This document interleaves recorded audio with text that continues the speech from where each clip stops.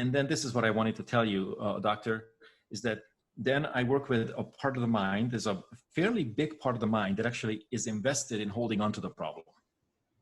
Yeah, completely. Part of our unconscious, well, you studied NLP, so you know it's called secondary gain, but it's really complex. It's like a person actually in the beginning could potentially have more reasons to not get better than reasons to get better. So yeah, I explore that.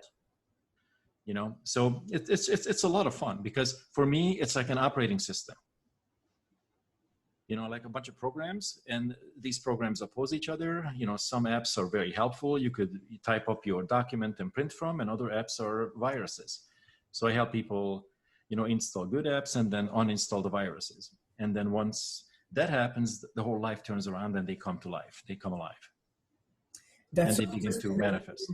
That's so interesting that you put it that way. So a couple months ago, we had Scott Pierce in our integrative medicine fellowship, and he was describing, I'm not sure if you're familiar with him. He's a pretty well-known psychiatrist, but he takes a lot of effort into being able to take a comprehensive approach to psychiatry. And he uses a lot of biofeedback, a lot of ancient wisdoms, a lot of medicine, of course, because he's a MD, and he's a really pioneer in the psychiatry area. And he always is very interesting because he describes the whole process as a processor, you know, software, hardware, all of in the same sort of language that you're using.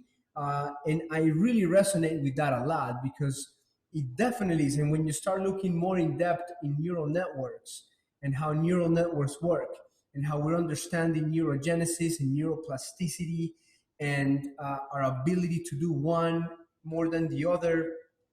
And then the process of the connectome, the connectome human project that is trying to actually quantify all of the different types of neural connections that are actually existing in human history, and then start graphing them out in each individual. Like, what is the anger emotion? What is the fear emotion? How does that look like in the brain, in the neural network?